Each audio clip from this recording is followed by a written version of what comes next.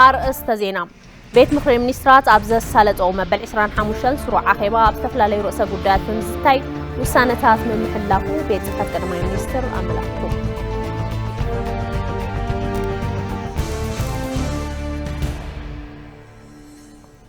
إثيوبيا كالوت هاجراتن زمسؤول سدتنياتاتن حتى عقبة زيجاتاتن بتجبروا حلوان كنكنن على ملخا حلافنتا أموتا كمتركب مكتر قدماء منيستر قدات وطن أي كلام مقام كل محبيرون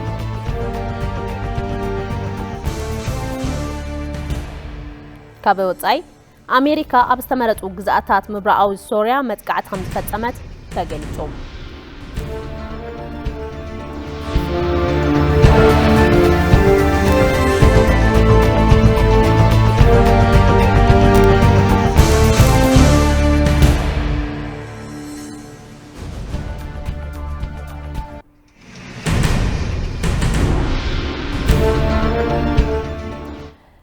سلام دعنا هبليز خبركم تملكتنا كاب إتبي مدب قنقوات غرنيا مع زينا كاب ساعة جميرو نابخم كبليو مع زينا نمرحكو نازريت بريو حبيركم كتانحي سنيت انحيت أب محدرة هافتي مريت زر قعزينا تطون مبال زتوادد سرار حامس فاح كم زقباء كوميشن سنة مقبارن زارة قعزينا فيدرال أفليت ات كوميشن أب زفر مريت زر رايو قعزينا بلشوات السرارحان أب مكل خالتو خرس جبرزته مس مدارك تأكلات يسالت ألوم مكتل كومشنر سنة مقبارن ترجع زينان فيدرال ودواتو أبت وان كمزجلت وو جعزينان سلام اللمعات هاجر النات عنا قفز ركب حادة جنيا جبني لام من قصاص جبن جعزينا بمكلاس هفت هزبي أب لمعات هاجر كوعل مقبار بوليتيكاي قرات الناس أمر رح خمس حتتون قليتهم من قصاص جعزينا مكلاس بمسفاح قلت النتن تحتات النتن معسال قصال نزل وسرح مسرح 5 دولون أجنزيبهم منستر ديتا كتمان مسارة المعاتن فانتادجن بقدوم مريت بقبو مقدي بممحدار نزيقاتات فتحاوي تربحنتن لمعات هاجر نخوع المقبار يقبع مبالهم قلقالو زينا إثيوبيا تسابسيبو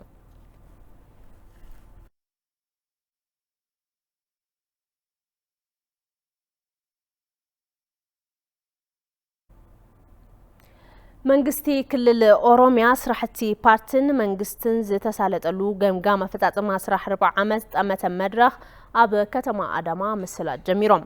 لومي أب جمرة جمجامة فتاة ما مخفت مدرزة سمعو رأس محدار تخلل شملس أبديسا أب خلت الشحن 10 عام تمرز كم بارتن منجستن زتتل مسرحتي كن دايز أكل تكبر وخينهم زبل زعبا بصفحات كن رينا لهم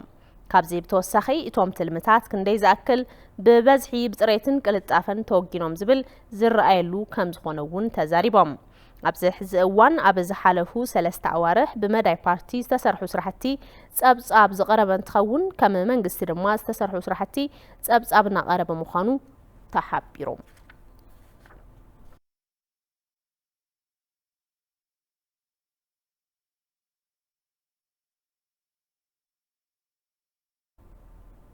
بيت مخري منيسترات أب زسالت أو مبل 25 سروع عخيبة أب استفلالي رؤسة قدات بمزتاي والسانتات من محلافو بيت صفات قدماء منيستر عمل أخيتهم دهب ياسين بيت مخري منيسترات أب استفلالي رؤسة قدات بمزتاي والسانة حليفو بيت مخري منيسترات بزكايدو مبل 25 سروع عخيبة أب استفلالي رؤسة قدات بمزتاي والسانتات من محلافو بيت صفات قدماء منيستر عمل أخيتهم أتبيت مخري أقدمو استزاتي عبرقيق أواج حلوة والكادات عيوم أب إثيوبيا والكاسبات أبولك حبريتا زلو مسل بزرزر زدنك حقي بزي مهلاو سرعات حلوة والكادات إثيوبيا عالم لخاو درجاتات بزحلو ملكعو بمهناس ربحو بزح بمخانو زوم نايولك داتاتاتن ባህልን ኣሰራርሓን ብምድንፋዕ ተዋሳእቲ ኣብ ዝኾኑ ኣካላት መሰልን ግቡእን ዝድንግግ ማዕቐፍ ሕግን መፈጸም ስርዓትን ብምዝርጋሕ ውፅኢታዊ ዝኾነ ዲጂታል ኢኮኖሚ ንምህናጽ ኣላይነት ኣዋጅ ሓለዋ ውልቀ ዳታ ዝተኣመነሉ ብምዃኑ ረቂቕ ኣዋጅ ተሰናዲኡ ናብቲ ቤት ምኽሪ ቀሪቡ እቲ ቤት ምኽሪ ኣብቲ ረቂቕ ኣዋጅ ብሰፊሑ ድሕሪ ምዝታይ እታወታት ብምውሳኽ ንኽጸድቕ ናብ ባይቶ ወከልቲ ህዝቢ ንኽመሓላለፍ ብምሉእ ድምፂ ወሲኑ ካልኣይ እቲ ቤት ምኽሪ ካብዚ ብምቕጻል ዝተዛተየ ኣብ ረቂቕ ኣዋጅ ምሕደራን ኣጠቓቕማን መሬት ገጸር ዝተዛተየ እንትኸውን ብርክናብሪ ሓረስቶት ክፋል 4 እንስሳን أربعة إنساسات تهاجر مزبط حتى إقتصادي بوليتيكاون محبراون عبيت نمتعام سرعات محدران أطاقمان مريت جزر نمزرقاح 5 قباء وحست حستو سب مسل متنخار زاد اللي بمخانو مزقبان حبريتان مريت جزر صريتو بزحلو ملكعو بموداب مسدا أما مريت تهاحزو زل علو زي مرددات زفتحلو سرعات مسندا كم زقباء زي تفلاليو سنة مهدار تهاجر كأناتات زجنازة بسرعات زلاق محدران أطاقمان مريت جزر بمزرقاح تربحن تزولدو نمزق ولدو بزي يقود ملكعو 5 خونه زرقا جز رقيق أواج تسناديو قريبو اتبيت مخري ابت رقيق أواج بسفيحو دحر مزتاي اتاوتات بموسخ نخصدق ناباي توكلت هزبي نخم حلالف بمولد دمص وسينو سالساي اب موداتا اتبيت مخري استزاتي اب رقيق أواج فليزوبا ايكونومي انتخون حزي اب سراح زلو سرعات باركتات اندستري ناب سرعات فليزوبا ايكونومي بمسغغار قلت اف عبيت ايكونومي هاجر مدنفع ادلاي خوينو سلسترخبه مرها قبري فليزوبا ايكونومي قلطفن مچون انفستمنتن كباب النقدن نمفتار رؤي مسارح مخانو سلستامنلو علم لخ تربحنات متاسسار نقدي هاجر نمغلوباتن كالوتن اتاواج مسندا ادلاي خوينو سلسترخبه تسناديو نابت بيت مخري قريبو اتبيت مخري ابترقيق أواج بسفيحو دحر مزتاي اتاوتات بموسخ نخصدق ناباي توكلت هزبي نخم حلالف بمولو دمسي وسينو ኢትዮጵያ ካብ ካልኦት ሃገራት ንዝመጹ ስደተኛታትን ሓተት ዕቁባ ዜጋታትን በትገብሮ ሓለዋን ክንክንን ዓለም ለኸ ሓላፍነታ ኣብ ምውጻእ ከምትርከብ ምክትል ቀዳማይ ሚኒስተርን ሚኒስትር ጉዳያት ወጻእና ኣይተደመቀ መኮነን ገሊጾም ኣብ ዝቕጽሉ 4 ዓመታት ህይወት ስደተኛታት ዜጋታት ንምምሕያሽ ዘኸሉ 6 ቃል ኪዳናት ምጽዳቕ ድማ ተገሊጹሎም ንጸብጻብ ሐምራዊት ብርሃኑ ኣባደመቀ ኢትዮጵያ ካብ 26 ሃገራት ዝመጹ ከባቢ 1 ሚሊዮን ዝግመቱ ስደተኛታትን ዕቁባ ሓተትን ሓለዋን ክንክንን ኣብ ምግባር ትርከብ ሚኒስትር ዴታ ጉዳያት ወጻኢ ኣምባሳደር ምስጋና ዋርጋ ነቶም ዜጋታት ምቹ መንበሪ ከባቢ ንምፍጣር ፖሊስታት ብምድላው ይትግበሩ ምህላዎም ሓቢሮም የተጠለሉ ዜጎችን ፕሮቴክት የማድረግ ልምዳችን ዝዕቀቡ ዜጋታት ሃለዋ ምግባር ልምድና ዓለም ለኸ ፍልጦ ዝረኸበ እዩ እዞም ዜጋታት ዕድል ትምህርቲ ጥዕናን ካልኦት ስልጠናታትን ክረኽቡ ሰፋሕቲ ስራሕትታት ይስርሑ እዮም ዝነብሩሉ ከባቢ ከተማ ከዓብብ ምግባር ምስ ሕብረተሰብ ተኣሳሲሮም ንክኸዱ ዝግበሩ ተሞክሮታት ኣለዉ እዮም ኢትዮጵያ በ4 ዓመቱ ህይወት ስደተኛታትን ተቐበልቲ ማሕበረሰባትን ንምምሕያሽ ዘኽእሉ ቃል ኪዳናት ትፍጽም እያ ኣብ ታሕሳስ 2023 ኣብ ጀኔቫ ንዝሳለጥ ዓለም ለኸ ጉባኤ ስደተኛታት ዝቐርብ 6 ቃል ኪዳናት በሚኒስትር ጉዳያት ወጻኢ ኣይተደመቀ መኮነን ጸዲቁም ብዙ የህብረተሰብ ክፍሎች ብዙሕ ክፋል ሕብረተሰብ ዝዕደመሉ ቦታ ስለ ዝኾነ ከም ሃገሮም ዝነብሩሉ ኩነታት ንምፍጣርን ናጻ ምንቅስቓስ መሰል ምትግባር ዝዓለመ ልምዲ ካብ ዝሓለፈ ብምውሳድ ዞም ሓደሽቲ ቃል ኪዳናት ሒዝና ብኸመይ ከም ዝፍጸሙ ኣብ ዓለም ለኸ ጉባኤ ስደተኛታት ክቐርብ እዩ እዚ ዓለም ለኸ ሓላፍነት ብብቕዓት ምፍጻም ዓቕሚ ኢትዮጵያ ዝበለጸ ዘርእን ዘረጋግጽን እዩ ቶም ቃል ኪዳናት ኣብ ዓለም ለኸ ጉባኤ ስደተኛታት ድሕሪ ምቕራቦም ናብ ተግባር ኣብ ምልዋጥ ዝተዋደደ ስራሕ ከም ዘድሊ ተገሊጹ እነዚህን ቃል ኪዳኖች እዞም ቃል ኪዳናት መፍጻም ናይ ግልጋሎት ስደተኛታት ጥራሕ እንተይኾነስ ናይ ሁሉም ትካላት ሓላፍነት ብምዃኑ ተኣሳሲካን ተናዊብካን በመስራሕ ጥንኩር ምትሕባር ብምፍጣር ዓለም ለኸ ሓላፍነትና ክንፍጽም ይግባእ ኣብ ዝሓለፉ 4 ዓመታት ዝተኣተው ቃል ኪዳናት ውጽኢታዊ ዝኾነ ኣፈጻጽማ ከም ዝተመዝገበሎም ተሓቢሩ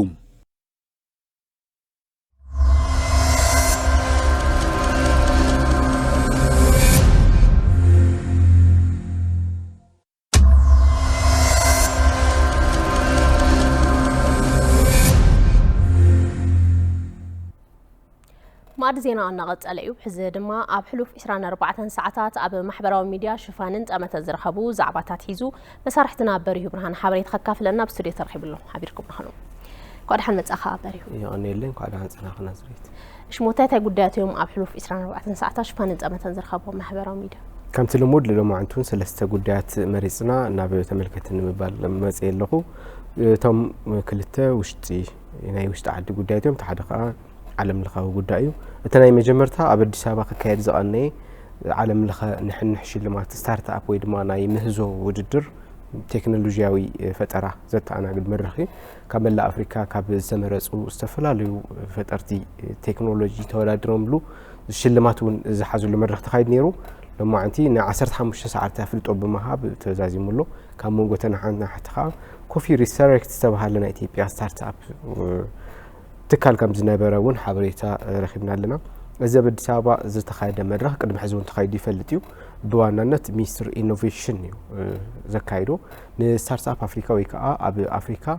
ن تكنولوجياوي مهزو نفتر تعدل سرحون زخون نسموها تكنولوجيون زطعم مهدار المفتر حاجز جنزبون بقبيلكا توسن حاجز جنزب نمبركات علموا زكايد مدرخ مخانو نمفلات تخيل له نظرت زيت نام جمريا زحزنايو حبريتايو كالاي كا اب ببعمتو غوباي مصراي غدات حق منغست زبحال حدا منغستاوي تكاللو اب تحتي بايتو فيدريشن زركب تكاليو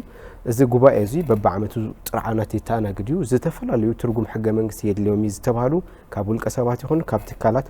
ዝቐርብሉ ጥርዓናት ሪኡ መርሚሩ ውሳነ ይሕልፍ እዩ ልዕሊ እቲ ጉባኤ ውሳነ ዘድልዮም ተኮይኖም ከዓ ናብ ባይቶ ፌደሬሽን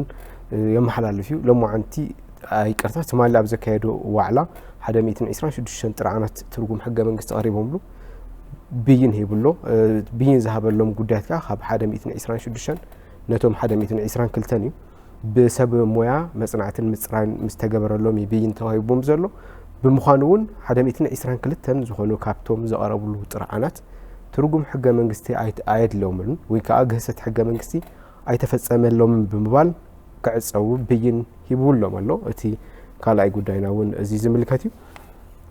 ካብዚ ሓሊፍና ናብ ሳልሳይ ዓለም ለኻዊ ጉዳይ ክንሓልፍ ከለና ብብርኪ ዓለም ዝግበር መጥቃዕቲ ሳይበር ሞባይል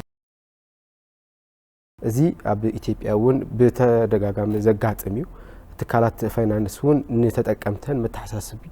ብዝተፈላለዩ መንገዲ ዝባሉ እዩ ብማዕኸናት ዜና ይኹን ብሓፂር መልእኽቲ ሞባይል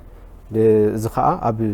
መላእ ዓለም ካብቲ ዝሓለፈ ዓመት ብፍላይ ካብ 2022 ብ500 ወሲኹ ውልቀ ሰባት ኣብ ዝውንንዎን ሞባይል ዝግበር መጥቃዕቲ ሳይበር ከም ዝወሰኸ ካስፐር ካይ ዝተባሃለ ኩባንያ ኣብ ዘካየዱ መጽናዕቲ أفليت الله زي أبي حجر نون اللومدي استفلالي ولك سبات ناب ناي ولك موبايل كي دويلهم من حبريت قعد ويكام أتزلوا ناي ولك سبات النوات ناب ناي بعلم من مزار زجبر وفتن جحلتيو زخاء بفلاي كاسبر كاي زبهال تكال أبزك كيدو مصنعات ببزحي سايبر أتاك ويكا متقعد سايبر زفت أملني لو خابز فلين كفالات عالم أفريقيا تصرحيتها إثيوبيا وأكال أفريقيا مخوانا قداي إزي كاير زلو ناي تكنولوجي متقعتها كاو بمقصالة بمأخلاي مبرأة تركنون مبزحتو متقعتي في تسملو فلاي سايبر أتاك ويكا موبايلات في تسمى متقعت سايبر كأندي تارجيت ويكا علامة زقبرو موبايل بانكينج مخوانو زرخبنا يا حابريتها يا ملخص نزريت نلو معتزنا برنا حابريتها زحزنا لهم سلسة قداتهم نزيهم يمثلون يرو شبار يفسدي تخيبك حبريت تسلزب صحالنا عزيز مسكن سنة زين يعني الله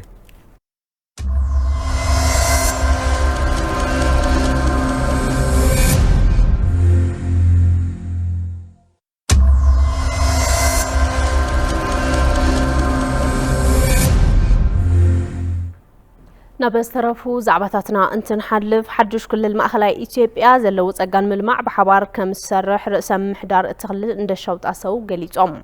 ابتخلل مدمار هافتين مفتار تسقاتات من محدارن حربينات المسقارن بزبل مره أبا كتما هو سانا مدرخ زتا تساليتهم نتسابت أب محمد رحماتو جيتار توالمو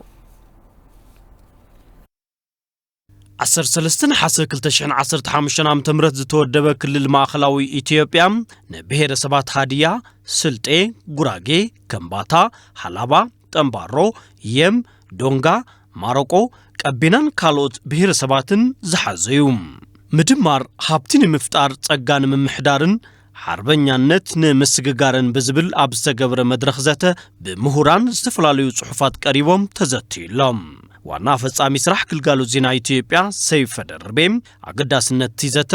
ገልጾም ማዕከላዊ ኢትዮጵያ ከዕዳ ወደ ምንዳ ለሚደረገው ጉዞ ማዕከላዊ ኢትዮጵያ ካብ ዕዳ ናብ ሃፍቲ አበ ዝግበር ጉዕዞ ጸጋ ክኸውን ዝኽእል ዓሚቕ ሃፍቲ ተፈጥሮ ጉልበት ባህልን ሓበራውነትን ጸጋታት ዝተዓደለ እዩ ኣብ ዝቕጽል ሒደት መዓልትታት ኣብ ዝካየድ በዓል ምስረታ ክልል ከም ዋዜማ ኣብ ዝቝጸር እዚ ናይ ሎም ዕለት ብዙሓት ሓሳባት ዝዋጽሉን ልምዲ ዝውሰደሉን መድረክ ክኸውን እዩ ኢልና ንኣምን ርእሰ ምሕዳር ክልል ማእኸላዊ ኢትዮጵያ እንዳሻው ጣሰው እቲ ክልል ብርክስ ዝበሉ ብሄረሰባትን ጸጋታትን ዝሓቆፈ ኣብነታዊ ምድማር ምዃኑ ተዛሪቦም ስራ ወዳድ ብዙ የተማረ የሰው ኃይል ያለበት ፈታዊ ስራሕ ብዙሕ ዝተምሃረ ኃይሊ ሰብ ዘለዎ ንንግድን ምርምርን ኣዝዩ ቀረባ ዝኾነ ዓሚቕ ሃብቲ ተፈጥሮ ዘለዎ መሬቱ ዝሃብዎ ዘብቅል ግብርና ኢንዱስትሪ ስራሕቲ ቱሪዝም እንተዝስርሐሉ መኽሰባይ ዝኾነ ዝተማእከለ ስፍሓት መሬት ዘለዎ ብርክት ዝበለ ቁጽሪ ህዝቢ ዘለዎ ክልል እዩ ርእሰ ምሕዳር ክልል ማእኸላዊ ኢትዮጵያ እንዳሻው ጣሰው ጸጋታት ክልል ንምልማዕ ምስ ካልኦት ብሓባር ከም ዝስራሕ እውን ገሊጾም ኣብ ከተማ ሆሳዕና ኣብ ዝተሳለጠ መድረኽ ዘተ ንኣባላት ባይቶ ወከልቲ ህዝቢ ሓዊሱ ላዕለዎት ሓለፍቲ ስራሕ መንግስቲ ፌደራልን ክልልን ተሳተፍቲ ብምዃን ሓሳባት ኣልዒሎም ገቢው መንገድ መምራት ብዝግባእ መገዲ ምምራሕ ምልማዕን ምጥቃምን እንተኽኢልና ህዝብታት ማእኸላዊ ኢትዮጵያ ኩለ መድያዊ ምዕባለ ንኸረጋግጹ ብፍላይ ድማ ነቲ ዓብዪ ተረኽ ብመንጽር ምህናጽ ቀዳሞት ኮይኖም ክወፁ ዝኽእሉሉ ዕድል ከም ዘሎ ንዓይ ይስምዐኒ አብዛኛው እዚህ ያለው አካባቢ ካያችሁት መብዛሕቲኡ ኣብዚ ከባቢ ዘሎ እንተሪኢኹምዎ ኣብ ዝተፈላለዩ ከባብታት ዝሃገር ዝርከብ ግን ድማ ብእድር ብዕቁብ بمرعان بحزن እናተራኸበ ኣዝዩ ዝተኣሳሰረ ርክብ ዘለዎ ህዝቢ እዩ ናብ ዲያስፖራ እንተኸይድኩም እውን ከምኡ ስለዚ ምንቅስቓስ ዝኽእልን ቁጠባውን ኣካላውን ምንቅስቓስ ዘይግድቦን ስለዝኾነ ቅድም ክብል ዝተልዓሉ ተረኻት ንምፍጣር ከም ሃገር ጽቡቕ እታወት ኮይኑ ክኸይድ እዩ ክልል ማእኸላዊ ኢትዮጵያ ኣብ ዝቕጽል ቀዳም ነቲ ክልል ብዕሊ ናይ ምፍላጥ መርሃ ግብሪ ከም ዝሳለጥ እውን ተገሊጹሎም ዘሳኒውን ሓድነት ዘምጽኡን ታሪኻት ኣብ ምፍጣር ኩሉ ክሰርሕ ከም ዝግባእ ምሁራን ገሊጾም ኢትዮጵያውያን ዘሳኒዎምን ዘይቕይርዎምን ናይ ሓባር ታሪኽ እንዳሃለዎም በአንጻሩ ግና ዝተሰሓቱ ኣገላልጻታት እናበዝሑ ከም ዝመጹ ድማ ተሓቢሮም ንጸብጻብ ሙሉ ብርሃን ግርማይ ኢትዮጵያውያን ብርክት ዝበለ ኸይድ መነባብሮ ምህናት ዝኻሉ ምዃኖም ምስ ኢቲቪ ዳጉ ጻንሒ ዝገበሩ ምሁራን ይገልጹ ሓባራዊ ዝኾነ ታሪክ መፍጣር ዘኽእሉ ሓባራዊ መንነት ሃገርን መንግስትን ዓወትን ተስፋን ከም ዘለውን እቶም ምሁራን ወሲኾም ሓቢሮም እድሜያችን በታሪክ ሀገሪቱ ያስቆጠረችው የረጅም ጊዜ በመሆኑ ኣብ ዕድመና ሀገርና ዝቆጠረቱ ሰናይ ዝኾነ ከይዲ ህይወትን ሰናይ ዘይኮነ ከይዲ ህይወትን ንምርአይ ክኢልና ኢና በጣም ጉራማይሌ መልከ ብዙ የሆነ የህዝቦች ቋንቋ ባህል ታሪክ ትውፊት ጉራማይሌ ዝኾነ ቋንቋ ባህሊ ታሪክ በሓባር ተሰርሕዩ ኢትዮጵያ ዝብል ሽም ንምጽራሕ ዝተኻለም ስለዚ ሓንታ ሃገር ኣለትና ሓንታ ሃገር ዘለቶ ሰብ ድማ ናይ ሓባር ዝኾነ መንነት ኣለዎ ማለት እዩ ዘተኣኻኽቡን ዘፋቕሩ ታሪክ ክቕጽሉ ምግባር ሁሉ ሰብ ናይ ባዕሉ አበርክቶ ክገብር ከም ዝግባእ ብምግላጽ ዘጓንጹ ታሪኻት ድማ ብምትዕራቕ ንኹሉ ዘፋቅር ታሪክ ካብ ወለዶ ናብ ወለዶ ክሰጋገር ምግባር ንጽባሕ ዝበሃል ከም ዘይኾነውን እቶም ምሁራን ይገልጹ በጎ ነገር ማለት አገር በጠላት ስትወረር በጋራ ተባብሮ ሰናይ ነገር ማለት ሀገር በጸላት ክትወረር ከላ በሓባር ተራባሪካ ጸላኢ ምክልኻል መንነት ከይድፈር ምግባር መግለጽ ሰናይ ተግባር እዩ ጥሜት ጸገም ሕማም ክመጽእ ከሎ በሓባር ናይ ምክልኻል ባህል ኣሎ እዚ ኣብ እዋን ጸገም ዋላ እንተኾነ ኣብ ሰናይ እዋን ዝስርሑ ሰናይ ተግባራት እውን ኣለዉ የመጨረሻ የናሽናሊዝማችን የእድገት ጫፉ አርበኝነት ነው ናይ መወዳእታ ናሽናሊዝም عبيت حربنيነት እዩ حربنيነት እንታይ እዩ حربنيነት ማለት አቦታትና ዝሰርሕዎ ተጋድሎ አኽቢርና ክንቅጽል ከለና እዩ حربنيነት ማለት ካብ ዕርቂ ናይ ሙኻን ማለት እዩ ኣብ ሃገርና ኢትዮጵያ ንዝፍጠሩ ዝተዛብዑ አተራርኻ ታሪክ ፖለቲከኛታት ምሁራን አክቲቪስት ናይ ባዕሎም ዝኾነ አበርክቶ ከም ዘለዎም ውን ተሓቢሩ እነዚህ ፖለቲሽያን እነዚህ አክቲቪስቶች እነዚህ ኤሊቶች ለዚህ ህብረተሰብ አንድ ሆኖ ይመቀጠል እዞም ፖለቲከኛ አክቲቪስት ማህበረሰብ ሓደ ኮይኑ ከይቅጽል ንምግባር ኣብ ውሽጢ ዓዲ ኾነ ኣብ ደገ ዘለና ጸገም ከም ረብሓ ተጠቂመምሉ እዮም ደቂ ህዝቢ ምዃንና ክንርስዑ ይብልናን በፓርቲ የተደራጁ የፖለቲካ ኃይሎች በፓርቲ ተወደው ኃይልታት ፖለቲካ ኣብ ኣፈላላይን ሓደ ኣብ ዝገብረናን ጉዳይ ብደንቢ ክሰርሕ ይግባእ ንመንግስቲ ምጽራፍ ጽድቅ ክኸውን ይኽእል ሃገር ግን ክትጽረፍ የብላን ሃይማኖት ክትጽረፍ የብሉን መንነት ክትጽረፍ ኣይግባእን ስለዚ ኩላትና ሓላፍነት ኣለና ንኢትዮጵያውያን ዘተኣሳስሩን ዘፋቀሩ ብርክት ዝበሉ ታሪካት እንዳሃለው በኻል ወገን ድማ ኣብ ዝተሳሓተ ኣተራርኻ ታሪክ ዝተመስረተ ታሪካት ምብዛሖም እውን ይግለጽ ኣብ ሃገርና ኢትዮጵያ ዝርአ መንነት ብሄርን ኢትዮጵያዊ መንነት ከመዓራረ ከም ዝግባእ እውን እቶም ምሁራን ገሊጾም ኢትዮጵያ ኣብ ዝተፈላለዩ እዋናት ዝፍነውላ መጥቃዕትታት ብምክልኻል ጀጋኑ ደቃ ክቡር ህይወቶም ናኸፈሉ ጸኒዓን ተኸቢራን ክትነብር ገይሮም እዮም ሰራዊት ምክልኻል ኢትዮጵያ ዶብ ሃገሩ ካብ ምኽባር ሓሊፉ ኣብ ጽላል ውድብ ሕቡራት መንግስታት ኮይኑ ኣብ ካልኦት ሃገራት ዓለም ዝፍጠሩ ጎንፅታት ኣብ ምፍታሕ እውን ልዕሉ እጃም ከም ዘለዎ ዝተመስከረሉ እዩ አብርሃም ፍሳም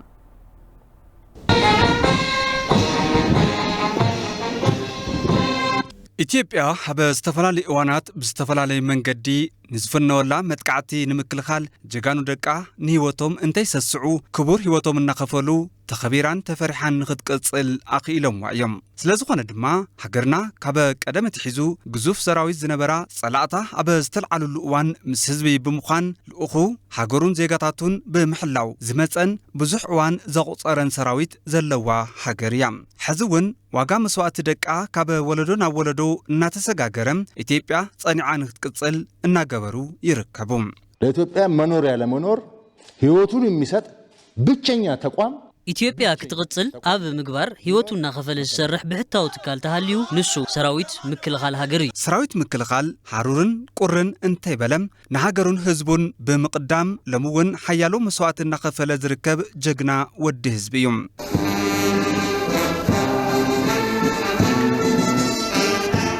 መከላከያ ማለት አገር ማለት ነው መከላከያ ማለት ህይወት ማለት ነው መከላኸሊ ሰራዊት ሃገር ማለት ደጀን ሃገር እዩ ንመከላኸሊ ሰራዊት ዝገልጸለይ ቃል የለን ምክንያቱ ሓንቲ ዘላቶ ክብርቲ ህይወቱ ሂቡ ሃገር ዘቐጽል እዩ መከላኸሊ ብሄር ዘይብሉ ሃገሩ ጥራይ ዘቐድም ንሃገሩ ድማ ደሙን አዕጽምቱን ዝህብ ዝኸበረ ውህብቱ ሃገር እዩ መከላከያ ማለት በር አጥር ማለት ነው መከላኸሊ ሰራዊት ማለት ሓጹር ኢትዮጵያ ማለት እዩ ዝሓጹር ሃገር እንተፈሪሱ ድማ ጓናይ ዛቱ ገዛ ሰርሕኻ ብዘይበሪ ከም ዘይኸውን ሃገር ብዘይ ሰራዊት ምክልኻል ሃገር ترجم الوعي مكلاخل السراويت هاجر زخفلو نحنا أين خفلون سرح خنسرح جنزب كنا زاور نخلينا كم مكلاخل السراويت هاجر جنا نوسونا هاجر حليفو ذهب زيجا يلن መከላከያ እንዴት መግለጽ እንዳለብኝ እንኳን አላውቅም ንሰራዊት ምክልኻል ሃገር ከመይ ከም ዝገልጾ አይፈልጥን ቃላት የሐጽሩን እዩ ሰራዊት ምክልኻል ሃገር ኣብ ዝሓለፈ ስርዓት ኣብ ዝሕዝ ዘሎ ስርዓት ቀጽሉ ንዝመጽእ ስርዓት ንዓና ኢሉ ንሃገር ኢሉ ደሙ ልህብ እዩ ሰራዊት ምክልኻል ሃገር ከም ኩልና ህይወት ኣለዎ ስድራ ኣለዎ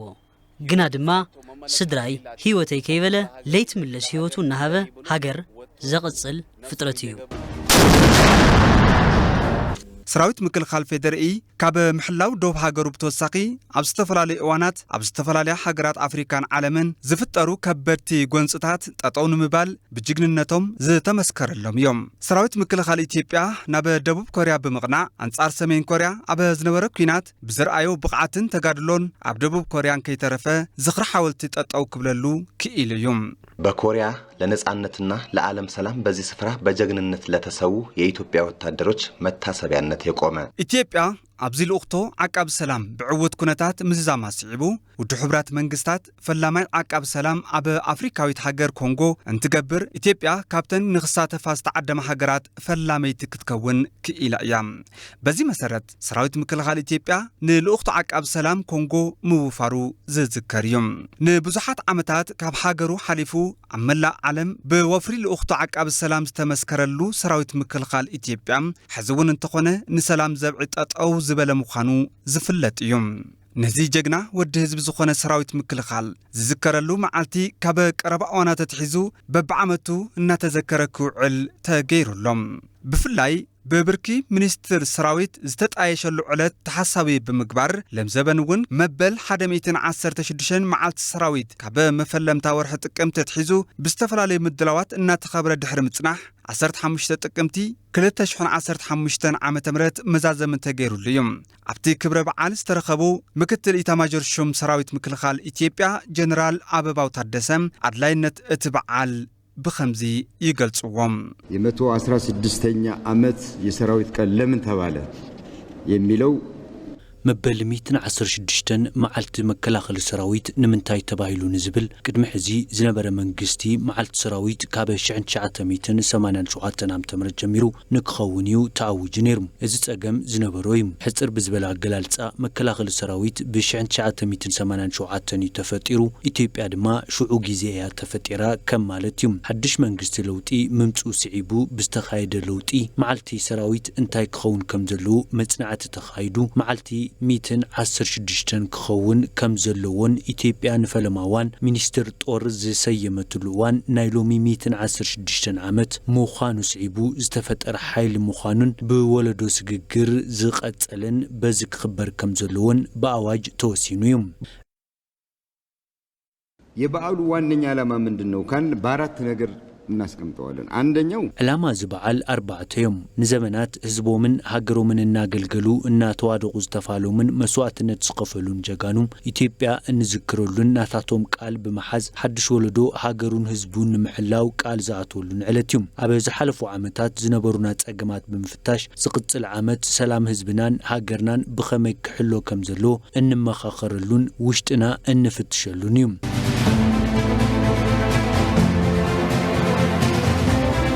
ኣብቲን መበል 116 መዛዘሚ ማዓልቲ ሰራዊት ምክልኻል ቀዳማይ ሚኒስትርን ላዕለዋይ አዛዚ ሰራዊትን ዶክተር አብይ አሕመድ ነቲ ክብረ በዓል መልኪቶም መልእኽቲ አመሓላሊፎም እዮም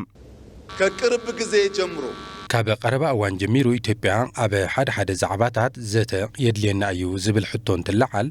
ወራር ክካየድ ይኽእል እዩ ዝብል ስጋት ከም ዘሎ ይስማዕ እዩ ንመላእ ህዝብታት ኢትዮጵያን ሰራዊት ምክልኻል ሃገርን ኣብዛ ዝተኸበረት መዓልቲ ክገልጾ ዝደሊ ኢትዮጵያ ብሓይልን ብወራርን ክትዕውቶ እትደልዮ ዋላ ሓደ ነገር የለን ንሓበራዊ ረብሓ ንሓበራዊ ዕብየት ንሓበራዊ ምዕባለ ኩሉ ሰዓራይ ኣብ ዝገብር ጉዳያት ምስ ኣሕዋትና ተዛቲና ሓበራዊ ረብሓ ንኽብር እምበር ብሓይሊ ድልየትና ንምዕዋት ኣብ ልዕሊ ኣሕዋትና ቃዕታ ንስሕብ ከም ዘይኮና ብጽኑዕ ከረጋግጸልኩም ይፈቱ ሰራዊት ምክልኻል ሃገር ሉዓላውነት ኢትዮጵያ ኣብ ምኽባርን ስርዓተ ሕገ መንግስት ሃገር ኣብ ምሕላውን ለምውን ኣብ መስመሩ ይርከብ ዜና ዕረፍቲ ነበር ዋና ፈጻሚ ስራሕ ፋና ብሮድካስቲንግ ኮርፖሬት ኣይተ በቀለ ሙለታ ካብ ዝዓለም ብሞት ተፈልዮም ኣይተ በቀለ ብዘጋጠሞም ሕማም ሕክምናዊ ሓገዝ እናተገበረሎም ድሕሪ ምጽናሕ ናብ ሎሚ ዘውግሕ ህይወቶም ከም ዝሓለፈ ተገሊጾም ኣይተ በቀለ ኣብ ዝተፈላለዩ ትካላት ሚድያ ንብዙሕ ዓመውቲ ብሓላፍነት ኣገልጊሎም እዮም ኮርፖሬሽን ብሮድካስቲንግ ኢትዮጵያ ብሞት ኣይተ በቀለ ዝተሰምዖ ሓዘን ብምግላጽ ንስድራን ፈተውትን ጽንዓት ይምነም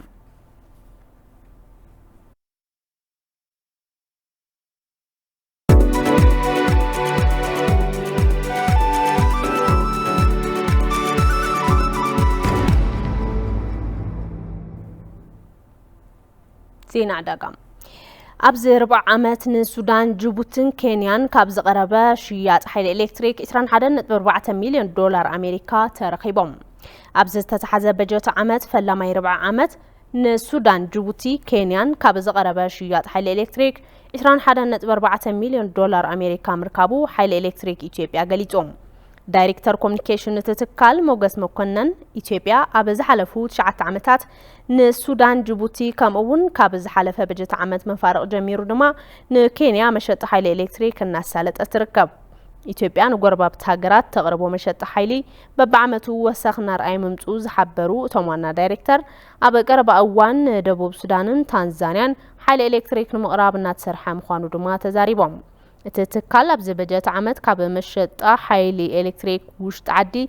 20.16 ቢልዮን ብር ንምርካብ ምትላሙ ኣፍሊጡ ክብል ግልጋሎት ዜና ኢትዮጵያ ጸብጺቦም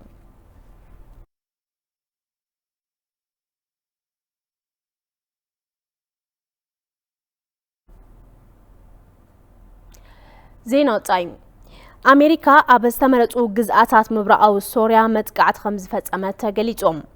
متقعتي إيرانن بإيران زرقفوا عطوقاتن زتقاملهم وتهدروا مأخلات علامة زقبر خمسخونة منيستر مكلخال أمريكا فليتهم.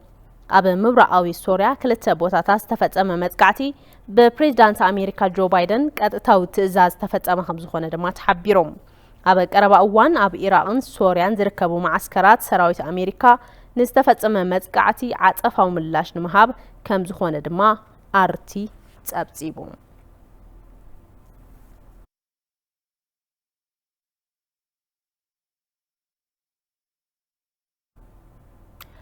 نبر قدماي منيستر تشاينا لي كيكيانغ كابز عالم بموت تفليهم. نبر قدماي منيستر لي كيكيانغ أب مبل سوسان شمونتن عمتهم كابز عالم بموت تفليهم. اتهم نبر قدماي منيستر فرق ليتي بمخنيات حمام لبي معرفهم دما رويترز أبسيبلهم. ببريزيدانت شي جي بينغ كاب سلطانهم زوردو لي كيكيانغ هيوتهم زحلفة تروتا دحر موصኦም أب مبل 10 ورحم مخانو تاقليتهم.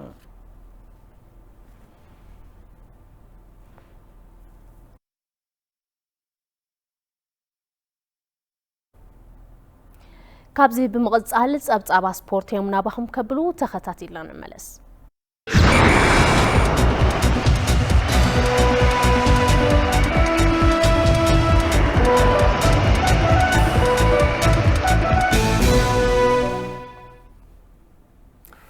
طنا بلي كرة تملكتنا زينات سبورت يقصلهم اب الرابع سمون قطمات بيت كينج بريمير ليج اثيوبيا غانتا كتما بحر دار نولقيتي 3 بادو سعيرا ابز صوتا حبتامو تادسه قدم عرفتي نكتما بحر دار 3 شتوتات بمزغاب هاتريك سريحلهم غانتا طنا ز صوتا خلاي عوتا زمزغبت لنتخون ب7 نطب دما اب